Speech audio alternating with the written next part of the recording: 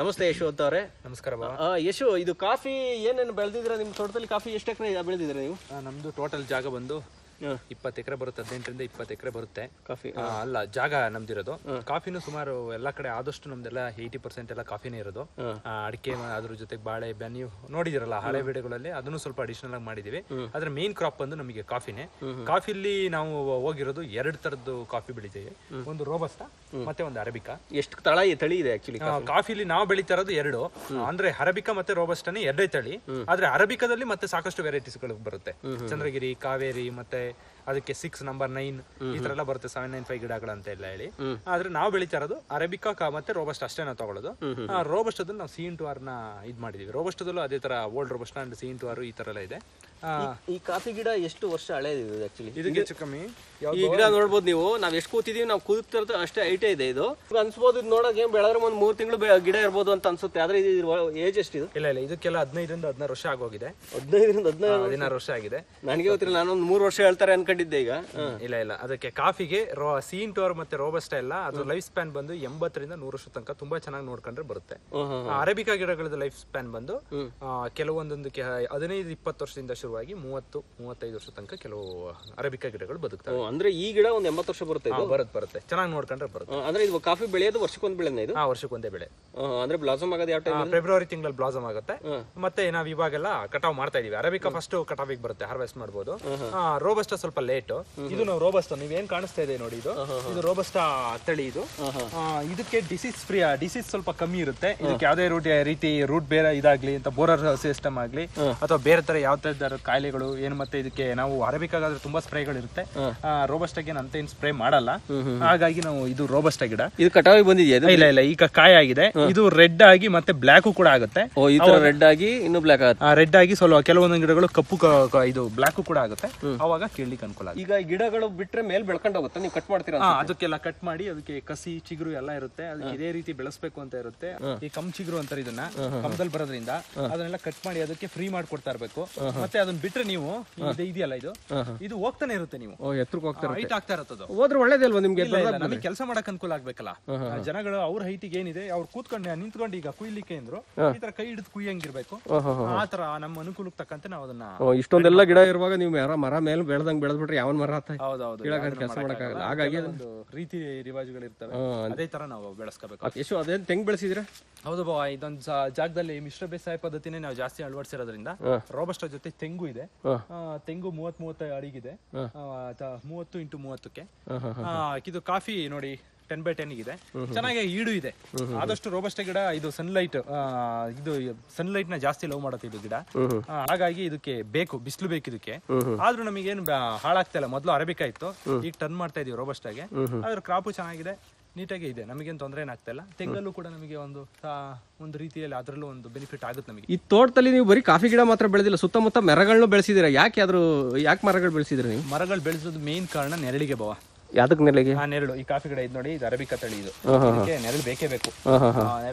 ನೆರಳನ್ನ ಕೇಳುತ್ತೆ. ಇದು ಡೈರೆಕ್ಟ್ ಇದು ಬಿಸಿಲು ಬೀಳಬಾರ್ದು ಈ ಗಿಡಕ್ಕೆ. ಹಾಗಾಗಿ ನೆರಳಿದೆ, ನೆರಳಿಗೋಸ್ಕರ ಮಾಡ್ಕೊಂಡಿದ್ವಿ ಇದನ್ನ. ಅಂದ್ರೆ ಕಾಫಿ ಗಿಡಗಳಿಗೆ ನೆರಳು ಬೇಕು, ಅದಕ್ಕೋಸ್ಕರನೇ ಮರ ನೆಟ್ಟಿದ್ರ. ಯಾಕೆ ಪರ್ಟಿಕ್ಯುಲರ್ಲಿ ಯಾಕೆ ಇದೇ ಮರ ನೆಟ್ಟಿದ್ರ?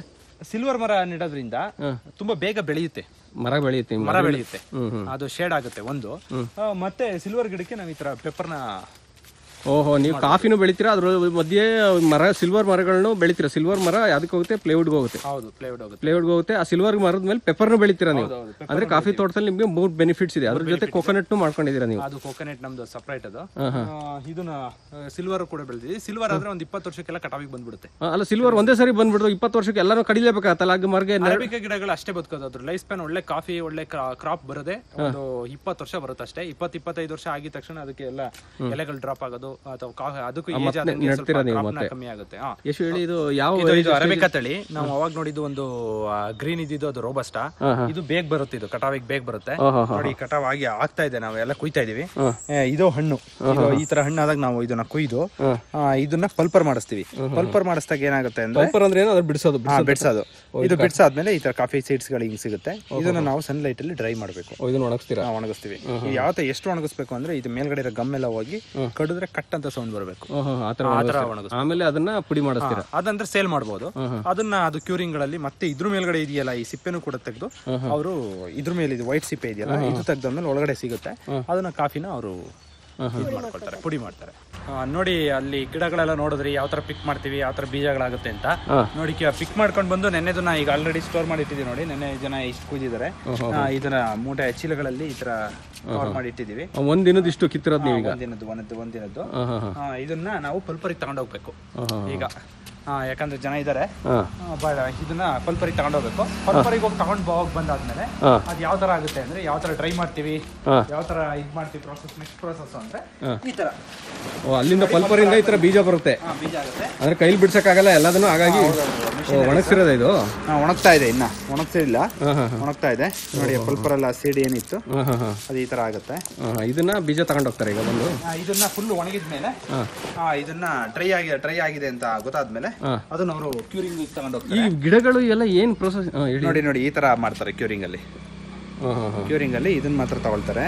ಇದನ್ನು ಮೇಲ್ಗಡೆ ಇದೆಯಲ್ಲ ಈ ರ್ಯಾಪರ್ನ ತೆಗೆದು ಅವರು ಇನ್ನೊಂದು ಬರುತ್ತಾ? ಇನ್ನೊಂದು ಬರುತ್ತೆ. ಇದು ಕಾಫಿ ಬೀನ್, ಇದು ಕರೆಕ್ಟ್ ನಿಜ.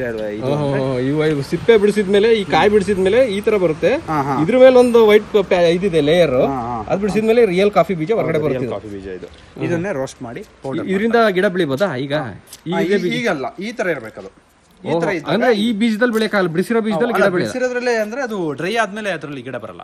ಗಿಡ ಯಾತ್ರ ಮಾಡ್ತಾರೆ ಮತ್ತೆ ಇದ್ರಲ್ಲ ಗಿಡನ ಇದ್ರಲ್ಲಿ ಇದೆಯಲ್ಲ ಇದ್ರ ಜೆಲ್ ಅಂಶ ಇರಬೇಕು. ಇದನ್ನ ಬೂದಿಲಿ ಇದ್ ಮಾಡಿ ಕಲ್ಸಿಟ್ರೆ ಇದು ಡ್ರೈ ಆದ್ಮೇಲೆ ತೋರಿಸ್ತೀರಾ ಹೆಂಗೆ ಮಾಡಿದ್ರೆ ಗಿಡ? ಬನ್ನಿ ಗಿಡ ತೋರಿಸ್ತೀನಿ ಯಾವ ತರ ಮಾಡಿದೀವಿ ಅಂತ.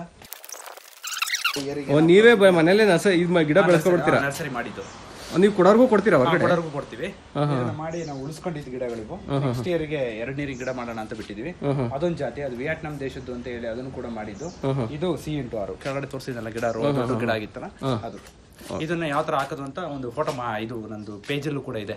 ನೋಡಿದ್ರ ಬಂಧುಗಳೇ, ಇದು ಆಕ್ಚುಲಿ ಕಾಫಿ ಬೆಳೆಯೋ ಪ್ರೊಸೀಜರ್ ಏನಿದೆ ಅನ್ನೋದನ್ನ ನಿಮ್ಗೆ ತೋರ್ಸೋಣ ಅಂತ ಈ ವಿಡಿಯೋ ಮಾಡಿದ್ದು. ಬಹಳಷ್ಟು ಜನಕ್ಕೆ ಗೊತ್ತಿದೆ ಕಾಫಿ ಹತ್ರ ಬೆಳಿತಾರೆ ಅಂತ, ಆದ್ರೆ ಬಹಳ ಜನಕ್ಕೆ ಗಿಡದಲ್ಲಿ ಬೆಳೆಯುತ್ತೋ ಎಲ್ಲಿ ಬೆಳೆಯುತ್ತೆ ಅನ್ನೋದು ಗೊತ್ತಿಲ್ಲ.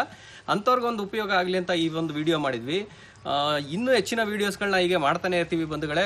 ನಿಮಗೆ ನಾವು ಮಾಡತಕ್ಕಂಥ ಎಲ್ಲ ವೀಡಿಯೋಸ್ಗಳನ್ನ ನೀವು ನೋಡಬೇಕು ಅಂತಂದರೆ ನಮ್ಮದು ಯೂಟ್ಯೂಬ್ ಚಾನಲಲ್ಲಿ ಸತೀಶ್ ಹಿರೇಗೌಡ ಅನ್ನತಕ್ಕಂಥ ಒಂದು ಯೂಟ್ಯೂಬ್ ಚಾನಲ್ನಲ್ಲಿ ನಾವು ಮಾಡಿರೋ ಎಲ್ಲ ವೀಡಿಯೋಸ್ಗಳು ನಿಮಗೆ ಕಾಣುತ್ತೆ. ಈಸಿಯಾಗಿ ಹೋಗಿ ನೀವು ಎಲ್ಲ ವೀಡಿಯೋಸ್ಗಳನ್ನ ಅಲ್ಲಿ ಬ್ರೌಸ್ ಮಾಡ್ಬೋದು. ಅಲ್ಲಿ ಬಂದು ನೀವು ಸಬ್ಸ್ಕ್ರೈಬ್ ಆಗೋದ್ರಿಂದ ನಮಗೆ ಇನ್ನೂ ಹೆಚ್ಚಿನ ವೀಡಿಯೋಸ್ ಮಾಡೋದಕ್ಕೆ ಮೋಟಿವೇಶನ್ ಸಿಗುತ್ತೆ ಬಂಧುಗಳೇ. ಅಷ್ಟೇ ಅಲ್ಲದೆ ಇನ್ಸ್ಟಾಗ್ರಾಮಲ್ಲೂ ಕೂಡ ಸತೀಶ್ ಹಿರೇಗೌಡ ಅನ್ನತಕ್ಕಂಥ ಒಂದು ಅಕೌಂಟ್ ಏನಿದೆ ಅಲ್ಲಿ ನೀವು ನಮ್ಮನ್ನು ಫಾಲೋ ಮಾಡ್ಬೋದು. ಅಲ್ಲೂ ಕೂಡ ಬಹಳಷ್ಟು ಇನ್ಫಾರ್ಮೇಷನ್ ನಿಮಗೆ ಸಿಗ್ತಾ ಇರುತ್ತೆ. ಮತ್ತೆ ಯಶವಂತ್ ಅವ್ರದ್ದು ಕೂಡ ಯಶವಂತ್ ಡಿ ಗೌಡ ಅಂತ ಒಂದು ಪೇಜ್ ಇದೆ. ಆ ಪೇಜ್ನಲ್ಲಿ ಹೋಗಿ ಅವ್ರನ್ನು ಫಾಲೋ ಮಾಡಿದ್ರೆ ಅವ್ರು ಮಾಡ್ತಕ್ಕಂಥ ಪ್ರತಿಯೊಂದು ಅಗ್ರಿಕಲ್ಚರ್ ರಿಲೇಟೆಡ್ ಇನ್ಫಾರ್ಮೇಷನ್ ಏನಿದೆ ಆ ಪೇಜಲ್ಲಿ ನಿಮಗೆ ಸಿಗುತ್ತೆ. ಈಗಂತ ಹೇಳ್ತಾ ಇವತ್ತಿನ ಈ ವಿಡಿಯೋನ ಮುಗಿಸ್ತಾ ಇದೀವಿ ಬಂಧುಗಳೇ. ಎಲ್ಲರಿಗೂ ಒಳ್ಳೇದಾಗ್ಲಿ. ಜೈ ಹಿಂದ್, ಜೈ ಕರ್ನಾಟಕ, ಜೈ ಕರ್ನಾಟಕ ಮಾತೆ.